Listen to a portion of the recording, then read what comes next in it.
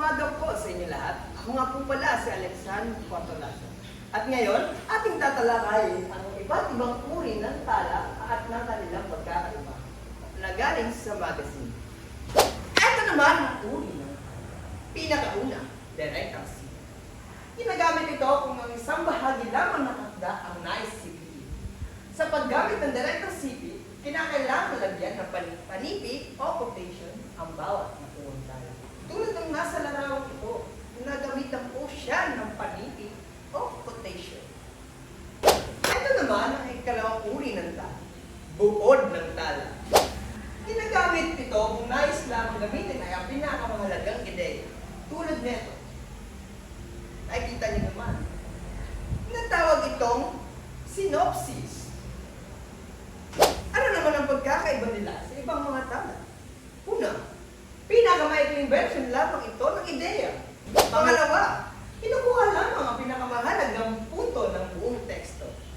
At ito naman ang pangatlong uri ng tala, presi. Ginagamit nito ang buod ng isang tala. Sa paggamit ng presi, pinapanatili nito ang orihinal na ayos ng ideya at ang punto de vista ng may akda. Tulad nito, ang tawag po dito ay presi. Ano naman ang pagkakaiba ng presi sa ibang tala? Una, buod din ito, pero sinusunod ang orihinal na pagkakasunod-sunod ng ideya ng may akda. Pangalawa, hindi binabago ang pananaw o punto de vista ng may akda.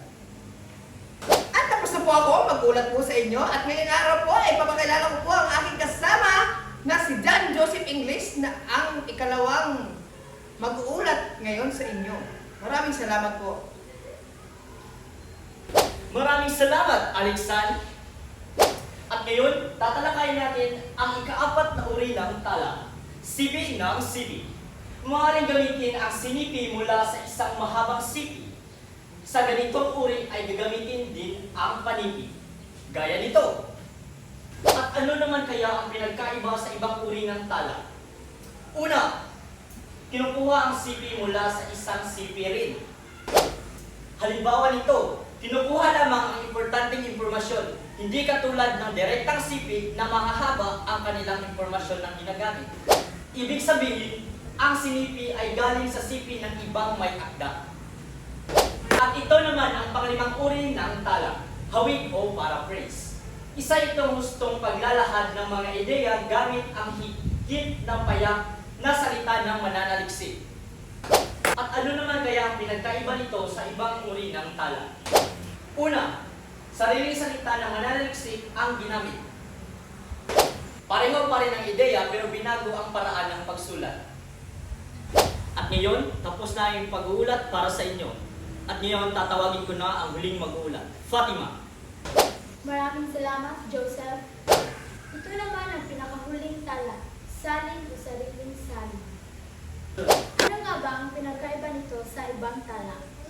Halimbawa, ikaw mismo ang nagsasalin at ginagamit mo ang sarili mong pag-unawa at pagsalita para maipahayag ang kahulugan. Maraming salamat at dito na magtatapos ang aming pag-uulat. Magandang buhay!